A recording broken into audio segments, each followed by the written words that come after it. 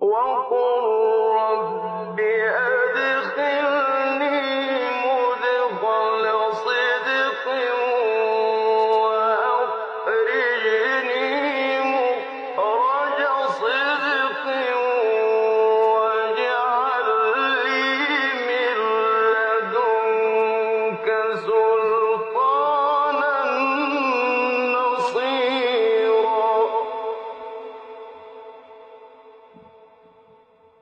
Chers frères et sœurs, nous allons parler dans ce prêche du vendredi, ainsi que celui ou ceux qui lui feront suite, d'une adoration qui est relative au cœur, et non pas au corps ou à la parole.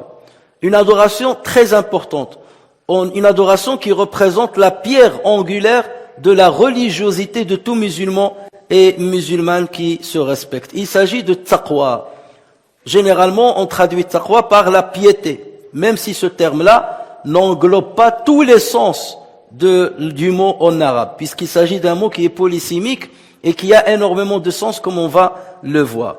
Il n'y a pas un prêche du vendredi dans un endroit du monde sans que l'imam, au début de sa khutbah, au début de son prêche, ne parle de taqwa, sans que l'imam ne cite quelques versets. En général, on cite 3 ou 4 versets. Ne cite quelques versets relatifs à taqwa, où ce mot-là va revenir à plusieurs fois dans ces versets-là. On commence toujours nos khutab avec ce mot de taqwa, avec cette exhortation des musulmans à recouvrir avec at-taqwa envers leur Seigneur.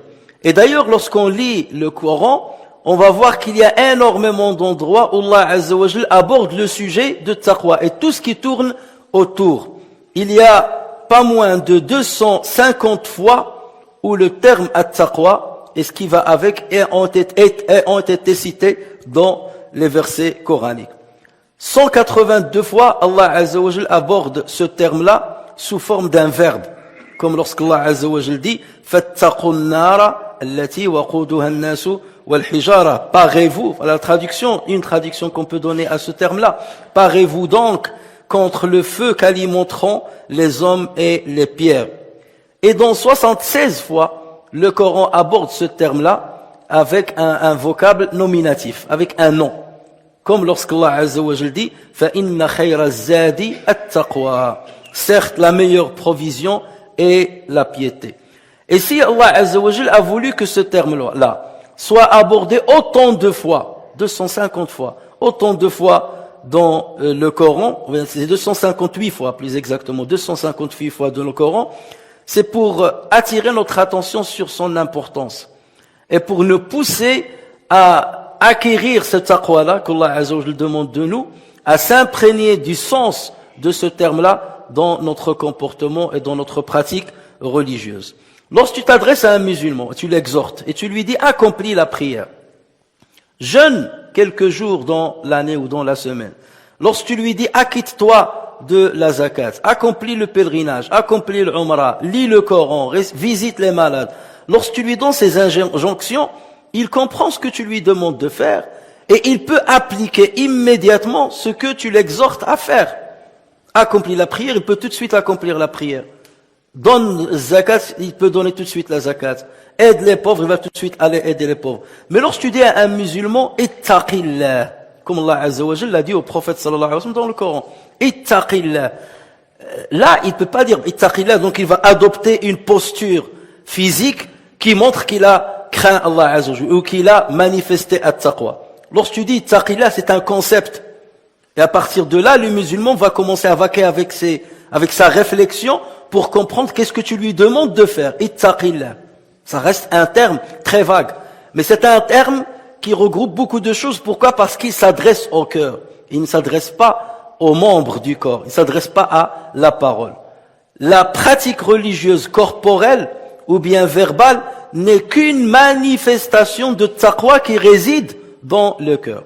Et voilà pourquoi lorsque tu dis à quelqu'un taqillah, il va pas comprendre taqillah, ça veut dire faire ta prière, c'est vrai, mais ça veut dire développe dans ton cœur un sentiment, quelque chose qui va générer en toi l'envie d'accomplir bien comme il le faut la prière, ou bien l'envie de bien parler ou de bien se comporter. Donc là, tu t'adresses à lui en lui demandant un acte du cœur et non pas un acte du corps.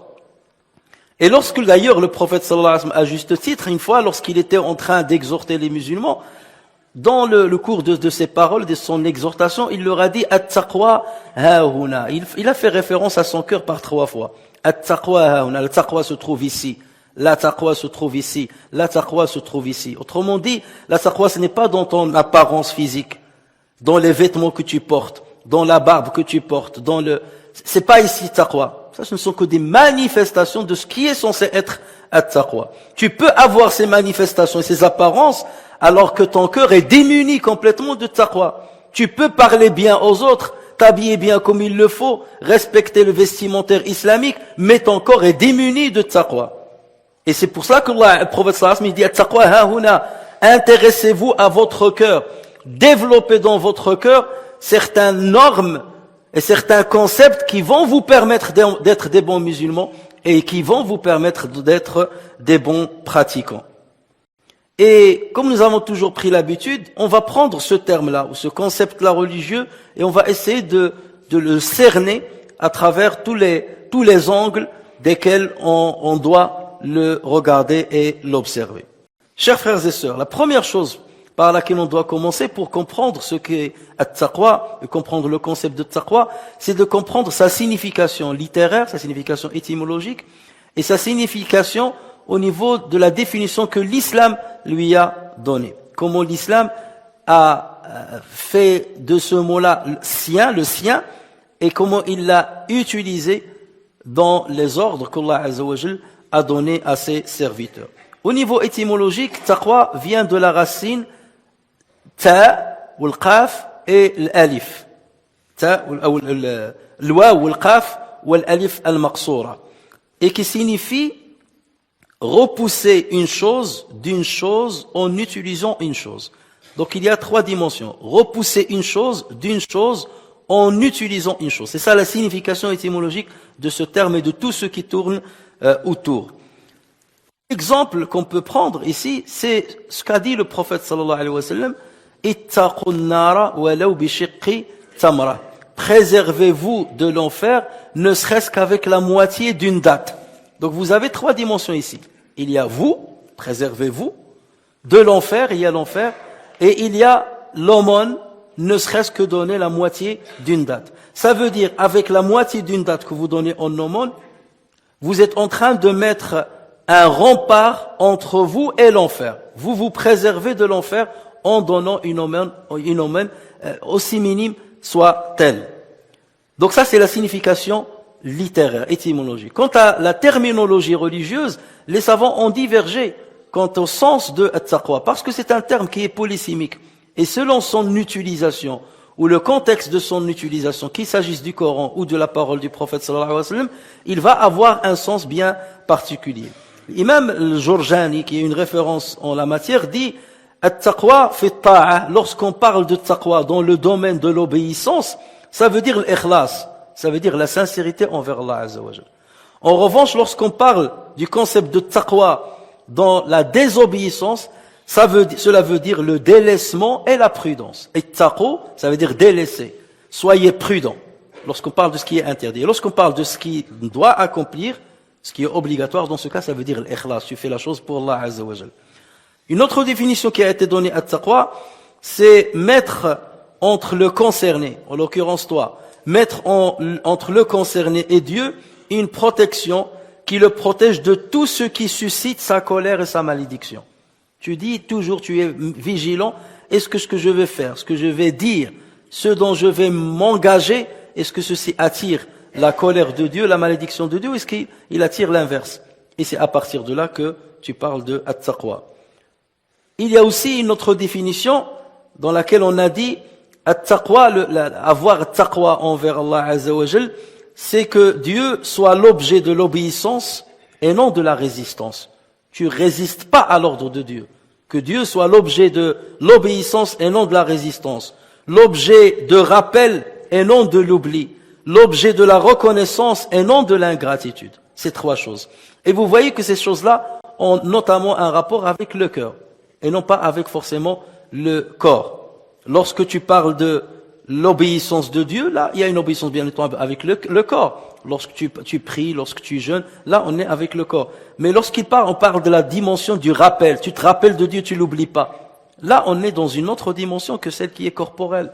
Et lorsqu'on parle de la reconnaissance envers Allah Azza wa Jal et non pas l'ingratitude, la reconnaissance c'est quelque chose qui émane du cœur. C'est que tu vois tous les bienfaits par lesquels Allah Azza wa Jal te comble et tu manifestes ta reconnaissance envers Allah Azza wa Jal. Verbalement ou même rien qu'avec le cœur, tu manifestes ta reconnaissance. Et on a dit aussi, at-taqwa, et cette définition-là, on l'a attribuée à Ali ibn Abi Talib. التقوى هي الخوف من الجليل والعمل بالتنزيل والقناعة بالقليل والاستعداد ليوم الرحيل. التقوى c'est la crainte du majestueux, l'application de la révélation, le contentement du peu et la préparation au jour du départ. 4 dimensions. C'est craindre Allah Azza wa Jal, et là on parle du cœur bien entendu. C'est appliquer la révélation, ce qui est descendu dans la révélation divine. S'agit-il de ce qui se trouve dans le Coran ou de ce qui se trouve dans les paroles du prophète sallallahu alayhi wa sallam? Le contentement du peu, tu es satisfait du peu qu'Allah Azza wa Jal t'a donné. Du peu qu'Allah Azza wa Jal t'a donné. Tu n'es pas cupide, tu ne cours pas derrière ce qu'Allah Azza wa Jal n'a pas voulu te donner. Tu te satisfais du peu qu'Allah Azza wa Jal t'a donné. Et c'est le fait aussi de se préparer pour le jour du grand départ. Tu es toujours prêt à partir. Lorsque la mort vient, tu es prêt à partir. Parce que la mort va forcément te surprendre. Il va te surprendre. Il y a des signes, parfois Allah nous envoie des signes. Les cheveux qui commencent à blanchir, le dos qui commence à se courber, la faiblesse, l'avancée dans l'âge. Ça, ce sont des signes. Mais ces signes-là peuvent ne pas exister et la mort peut surprendre une personne. Rien n'était prévisible. Il n'était pas prêt à cela. Il n'était pas prêt à cela. Mais est-ce qu'on s'est préparé à cela? Est-ce que je me suis préparé à cela? De ne faire que ce qui est bien, que ce qui est autorisé. Comme ça, alors je suis surpris. Au moins, je suis une victime et je suis innocent. Peut-être qu'Allah Azza wa Jal va me pardonner. Mais lorsque je suis dans le péché, dans l'interdit, c'est grave. C'est grave lorsque je bascule du jour au lendemain dans une situation ou un contexte où je suis en train de commettre un péché ou quelque chose qui n'est pas acceptable par la raison humaine, ni par la religion musulmane ou autre. Lorsqu'on commence à scruter les passages coraniques qui parlent du taqwa, on va voir qu'il y a quelques dimensions, il y a 2 dimensions de ce concept-là. Il y a une dimension qui a un rapport avec le sentiment, qui est cette fois-ci dans la source et le cœur, et il y a une petite dimension qui a un rapport avec les fruits de ce sentiment au niveau de la pratique religieuse. Lorsque par exemple Allah Azza wa Jal dit « Ya ayyuhan nasu ttaqu rabbakum » Oh les gens, craignez votre Seigneur. Certes, le séisme qui précède l'heure est une chose terrible. Pourquoi il nous a peur ici? Le séisme qui précède l'heure. Pourquoi le Coran nous parle de l'heure, ce qui arrivera dans l'heure, le soleil sera ceci, la lune sera cela? Pour ces passages-là, ils doivent nous parler. C'est qu'Allah Azza wa Jal veut générer en nous une crainte envers lui ou envers ce qu'il prépare. Et cette crainte-là, elle sert à quelque chose. Lorsqu'on perd la crainte dans le cœur, il n'y a plus rien. C'est un moyen d'éducation. Il ne s'agit pas que des affaires religieuses, même dans les affaires sociales.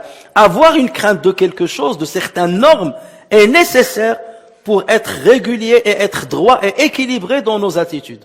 Et lorsqu'on n'a pas cette crainte, on craint rien. On craint pas Dieu, on craint pas l'au-delà, on craint pas le jugement devant Allah Azza wa Jalla, on craint pas les parents, on craint pas la répression. C'est l'anarchie totale. Et c'est contre-productif pour notre vie. Donc la présence de la crainte est nécessaire pour nous guider et nous maintenir en équilibre. Et c'est l'objectif de certains passages coraniques. Donc lorsqu'on lit certains passages qui parlent de l'enfer, qui parlent du châtiment divin, il faut se sentir concerné. Ce n'est pas parce que tu es pratiquant, tu viens à la mosquée, tu accomplis le jeûne, tu dis les non-musulmans ils vont subir, hein. Ceux qui croient pas en Dieu ils vont subir. La hawla wa la quwwata illa billah, regarde ce que dit le passage coranique dit. C'est comme si tu n'étais pas concerné. Non, tu es concerné en premier lieu. Et tu dois te sentir concerné en premier lieu. Ce verset te parle aussi. Et tu dois avoir cette crainte de ne pas basculer vers une désobéissance qui te fera subir ce châtiment dont parle Allah Azza wa Jalla. Bien entendu, la religion n'est pas que cela. Il y a l'autre équilibre où Allah Azza wa Jalla va nous montrer sa miséricorde, son pardon et ainsi de suite. Et tout ça, ça permet d'avoir, ce sont des outils d'éducation. Et nous avons besoin de ces outils-là pour bien cheminer vers Allah Azza wa Jalla d'une manière équilibrée et observer une rectitude dans le travail sain et les attitudes saines. Regardez aussi lorsqu'Allah Azza wa Jalla nous dit ذلك ومن يعظم شعائر الله فإنها من تقوى القلوب. Voilà ce qui est prescrit, et quiconque exalte les injonctions sacrées d'Allah s'inspire en effet de la piété du cœur. Lorsque tu exaltes les injonctions de Dieu, Allah Azza wa Jalla donne plusieurs injonctions. Il y a certains parmi nous, et de plus en plus maintenant, qui commencent à sous-estimer certaines injonctions divines. Oui, mais ça c'est pas important, ça c'est un petit détail, ça ceci, cela. Non, les injonctions de Dieu, il faut qu'ils aient une place grande dans ton cœur. Tu leur donnes de la considération. Le simple geste d'égorger un mouton, parfois les gens ils viennent, oui, j'ai eu 18 kilos, j'ai pas eu le foie, j'ai pas eu ça. Leur problème c'est seulement avec le foie ou avec les brochettes ou avec, c'est ça sha'ira. Pour lui, il laisse de côté ce que c'est que sha'ira de sacrifier un mouton le jour de l'Eid, ou tout ce qui l'intéresse c'est combien de kilos, est-ce que j'ai eu le foie ou j'ai pas eu le foie, ou est-ce que je l'ai à 20h ou je l'ai à 23h ou là je l'ai eu le lendemain. C'est ça son problème. Et ça nous montre notre faiblesse, justement, par rapport au rapport que nous avons avec sha'a'ir Allah, avec les injonctions d'Allah Azza wa Jalla. ذَلِكَ وَمَنْ يُعَظِّمْ شَعَائِرَ اللَّهِ فَإِنَّهَا مِنْ تَقْوَى الْقُلُوبِ. Ceux qui exaltent les injonctions de Dieu, ceci fait partie de la piété du cœur. Ça, c'est une manifestation de la piété du cœur. Donc, si là, dans la manifestation, tu vois quelque chose qui n'est pas dans les normes religieuses, c'est qu'il y a un problème dans le cœur. C'est que le problème, il est tributaire du cœur. Et beaucoup parmi nous, sha'air, les injonctions religieuses, pour eux, c'est des traditions. C'est des traditions qu'ils sont en train d'accomplir. Ils n'ont pas une dimension sacrée dans leur cœur, dans leur esprit. Et ça, c'est un vrai problème de la piété. At-taqwa aussi, qui se rapporte au cœur, c'est l'ikhlas. C'est le fait de manifester de la sincérité dans ce que tu fais. Lorsque tu accomplis une action, il y a bien entendu la prière, ainsi de suite, mais il y a des engagements dans la vie. Tu travailles au service des musulmans, tu travailles au service de ton Seigneur, tu travailles au service de l'islam. Tu le fais pourquoi? Pour gagner l'applaudissement des uns ou la reconnaissance des autres? Non, tu le fais pour Allah Azza wa Jal. Et à partir de là, quelles que soient les tribulations par lesquelles tu passes, quelles que soient les épreuves par lesquelles tu passes, tu maintiens ta rectitude. Parce que je fais ce travail pour Allah Azza wa Jal. Un tel m'a critiqué, un tel m'a insulté, un tel m'a calomnié. Peu importe. Ça ne m'importe pas. Ce qui m'importe, c'est la relation que je vais avec Dieu. Pourquoi je fais cette chose? Dès lors que je suis conscient et que je suis certain que je le fais pour Dieu, peu importe ce que les autres disent. Et je maintiens la rectitude dans mon travail. Et c'est pour cela que les savants disent, travailler pour les gens, ou pour attendre quelque chose des gens, c'est de l'associationnisme, c'est du shirk. Et délaisser un travail pieux, délaisser un travail de pieux à cause de la critique des gens, c'est de l'ostentation. Tu n'as pas à délaisser un travail parce que quelqu'un t'a critiqué, t'a insulté, ça marche pas avec lui. Non, je le fais pour Dieu. Je me maintiens, je me plie, j'éponge le problème et je continue parce que je le fais pour Allah. Qui me dicte cette attitude? C'est taqwa. Et lorsque le taqwa est faible, justement, shaitan, il peut jouer sur toi et t'égarer et te dévier vers un sentier qui n'est pas celui qui mène vers Allah Azza wa Jal. Allah Azza wa Jal aussi dit dans le Coran, et ce n'est pas un acte de bienfaisance que de rentrer chez vous par l'arrière des maisons. Et là on parle d'une symbolique. Et ce n'est pas un acte de bienfaisance que de rentrer chez vous par l'arrière des maisons, mais la bonté pieuse consiste à craindre Allah. Entrez donc dans les maisons par leurs portes et craignez Allah afin que vous réussissiez. Et regardez comment Allah ici va citer taqwa par 2 fois dans ce verset. Donc lorsque le musulman est pieux, c'est que dans toutes les dimensions de sa vie quotidienne, qu'il s'agisse de sa vie conjugale, de sa vie familiale, de sa vie professionnelle, il y a la présence d'Allah Azza wa Jal dans son cœur. Et il y a cette crainte d'Allah Azza wa Jal dans son cœur. Et à chaque fois, il dit, mon repère, mon gouvernail qui va m'orienter, c'est la crainte d'Allah Azza wa Jal. C'est cette piété qui m'anime dans ma religion. Et c'est elle qui va me montrer la direction à suivre ou la direction à éviter. Chers frères et sœurs, At-Taqwa, c'est l'exhortation qu'a fait Allah Azza wa Jal au premier et au dernier. C'est à ce propos qu'Allah Azza wa Jal dit ce qui signifie craignez Allah, voilà ce que nous avons enjoint à ceux auxquels avant vous le livre fut donné, tout comme vous-même. Voici le conseil que Dieu a donné aux gens du livre avant vous et qu'il donne à vous-même en tant que musulmans, craignez Allah. C'est le meilleur conseil, la meilleure exhortation que l'on puisse avoir. Il y a un savant qui a dit à propos de ce verset-là, il a dit ce verset est la pierre angulaire des versets coraniques. Car ces derniers tournent tous autour de ce concept, autour du concept de ce verset.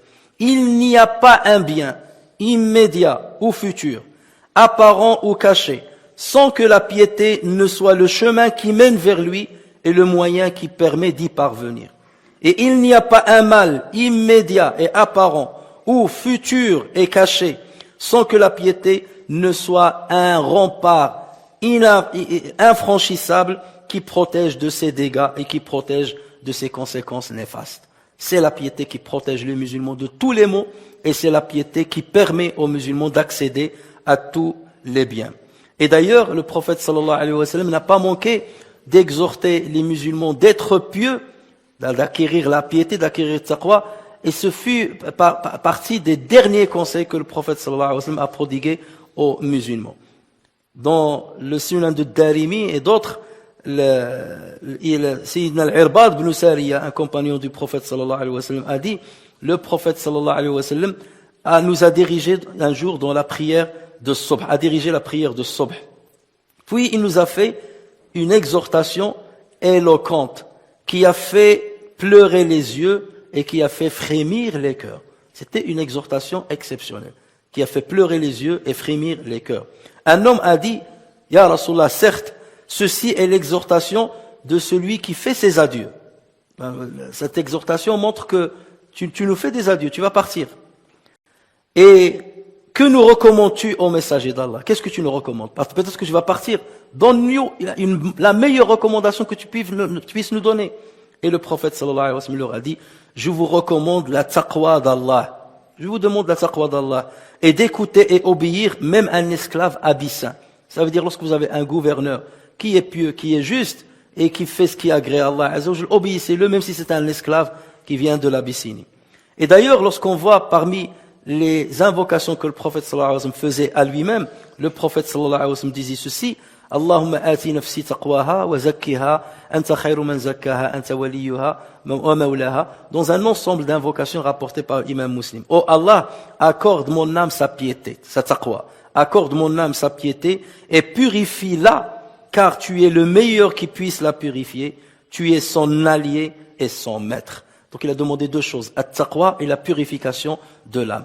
Et c'est sur ces deux concepts que chacun de nous doit travailler pour assainir sa personne et son âme et pour être le meilleur modèle du musulman qu'Allah Azza wa Jal demande que nous soyons.